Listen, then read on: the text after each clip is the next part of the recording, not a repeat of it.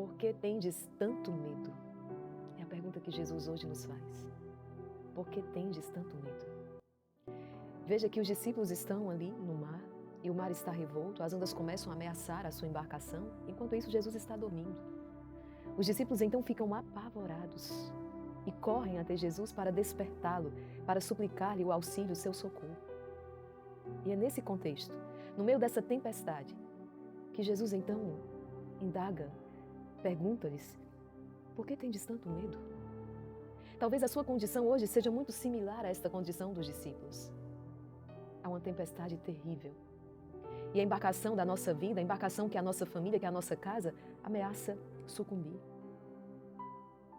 Mas Jesus está dizendo, ao mesmo tempo o Senhor então vai revelar qual é a raiz desse medo, qual é a raiz dessa ansiedade. Jesus diz: homens fracos na fé. Você lembra, você que tem acompanhado diariamente as nossas meditações, ainda ontem nós meditávamos sobre a necessidade exatamente de crescer na fé. Jesus hoje mais uma vez está dizendo: é preciso fortalecer-se na fé. É porque ainda sois fracos na fé. E Jesus então ordena e acalma aquela tempestade. A força, o poder de Deus não estão diminuídos. Ele continua sendo Deus Todo-Poderoso, que sim, tem todo o poder para acalmar a tempestade que hoje ameaça a sua vida, a sua família, a sua alma, o seu coração. Mas vamos entender então que o Senhor está pedindo e exortando da parte dos discípulos. Aquilo que nós esperamos de Deus é muito claro. Senhor, socorre-nos.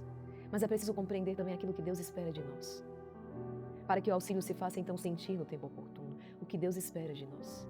Qual a parte que nos cabe? No mais das vezes colocamos toda a responsabilidade em Deus, né?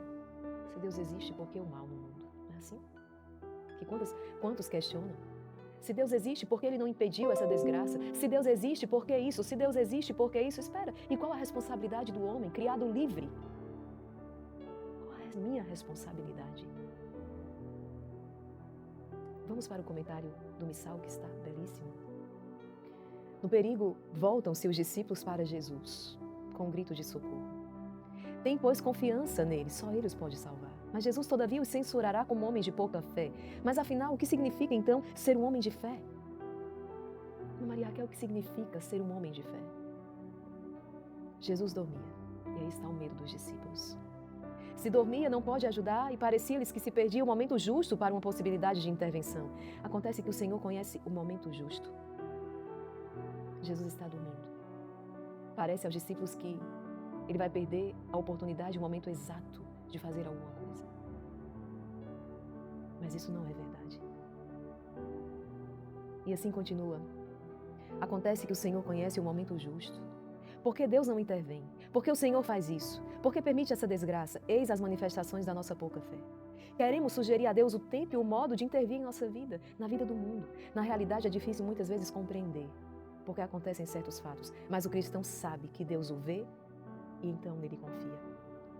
Não fica inerte, se esforça, reza, porém acima de tudo tem grande esperança. Põe a sua confiança em Deus. É aquela história, se a embarcação permanecer, então Deus é Deus. Se a embarcação naufragar, Deus continua sendo Deus. Se eu for curado desta enfermidade, Deus é Deus. Se eu não for curado deste câncer, Deus continua sendo Deus. Entende? Porque Deus não deseja o mal, não criou o mal, não quer. Pelo contrário, Ele se manifesta exatamente para destruir as obras do mal. Mas quando Deus permite uma determinada situação, permite, não é que Ele queira, mas permite, respeitando a sua liberdade. Deus é aquele que pode tirar daquele infortúnio que se deu por causa do mau uso da sua liberdade, Deus pode tirar algo melhor dali.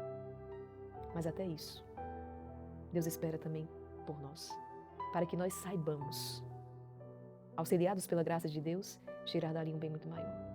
E eu trago um caso recentemente apresentado no Exército de São Miguel, pelo qual nós estamos intercedendo.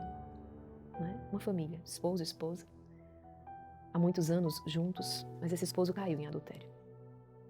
E essa esposa, no primeiro momento, revoltou-se com Deus. Revoltou-se com Deus. E olha que com anos de caminhada na igreja, pastorais, ministérios, ela revoltou-se com Deus. Para no minuto seguinte cair em si, auxiliada pela graça de Deus e entender que ela estava fazendo daquele esposo o rei da sua vida. Que aquele esposo estava sendo o senhor da vida dela. Foi uma desgraça, o adultério, sem dúvida. Deus deseja isso? Jamais. É um pecado terrível. Mas diante daquele infortúnio, que acontece por causa do mau uso da liberdade desse esposo, que caiu na tentação, embora a palavra diga, não sereis tentado acima das suas forças, ou seja, ele poderia ter resistido à tentação, mas não quis resistir. Ele quis cair nela. É o uso da liberdade, o mau uso desta liberdade. Tornou-se escravo do pecado. Mas essa esposa, traída, machucada, ferida, no meio dessa dor, ela percebe que ela estava também em pecado, porque na idolatria. Esse homem tornara-se o Deus da vida dela. E foi preciso uma decepção tão profunda para que ela pudesse cair em si e recolocar, reentronizar Deus no lugar que lhe cabe, no trono do seu coração. Ela disse, eu compreendi, eu preciso de Deus e eu preciso caminhar na graça de Deus. Confessei-me, voltei a comungar e agora a minha missão, rezar pela conversão deste esposo. E peço, rezem também pela minha conversão. Vejam. Percebem? Se esse esposo voltar para casa, Deus é Deus. Se ele não voltar, Deus continua sendo Deus. A maior obra no coração desta senhora já aconteceu.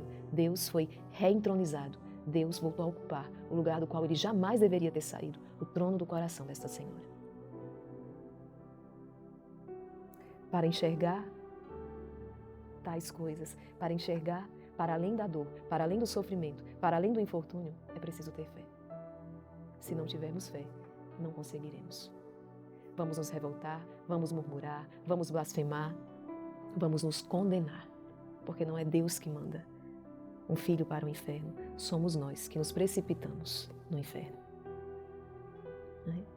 A minha avó, ela fazia esse comentário, ela dizia, eu não acredito que Deus, sendo tão bom e misericordioso, possa mandar um filho para o inferno. A minha avó estava certa. De fato, Deus não manda um filho ao inferno. Mas é este filho, ingrato, rebelde, obstinado no seu pecado, que se condena ao inferno. Somos nós os responsáveis por esta sentença. Vinde a mim, benditos, ou afastai-vos de mim, malditos. Supliquemos ao Senhor que acalme as tempestades da nossa vida e que nos dê uma fé suficiente para sairmos vitoriosos de todos os nossos combates.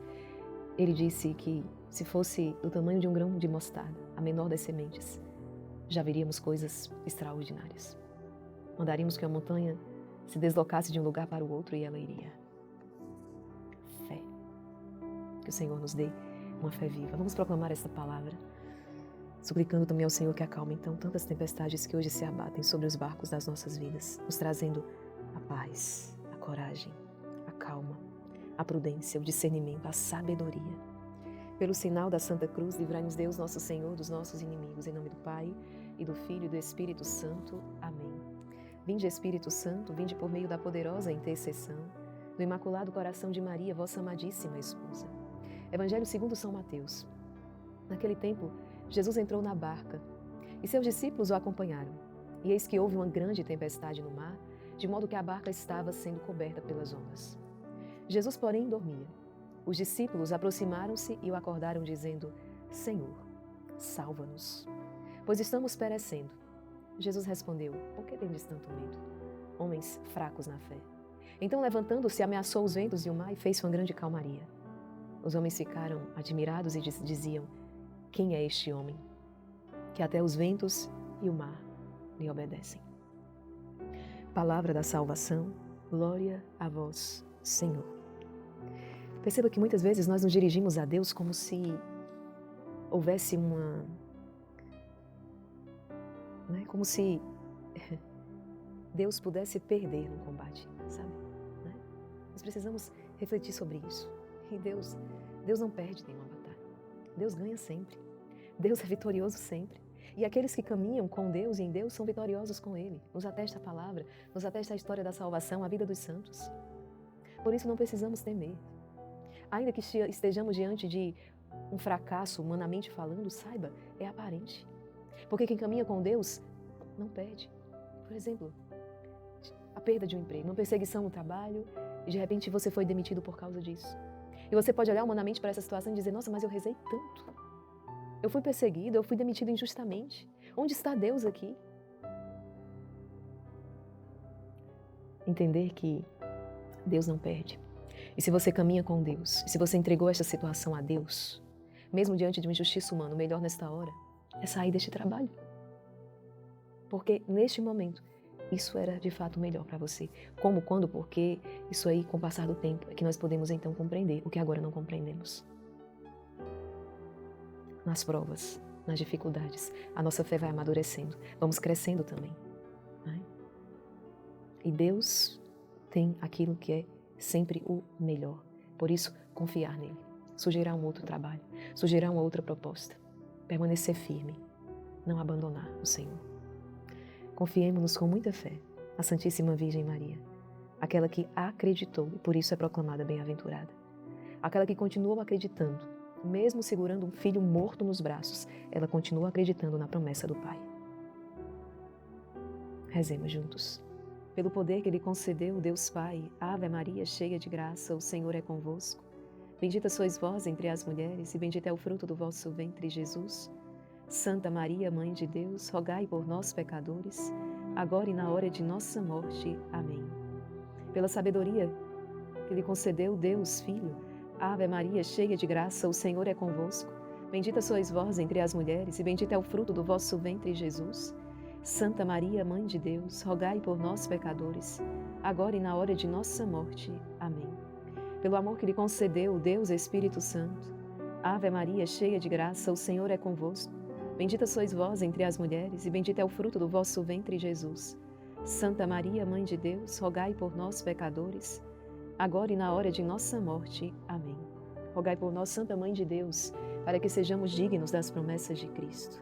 Em nome do Pai, e do Filho, e do Espírito Santo. Amém. Filho, filha, Deus abençoe você. Compartilhe esta palavra e até o nosso próximo encontro, se Deus quiser.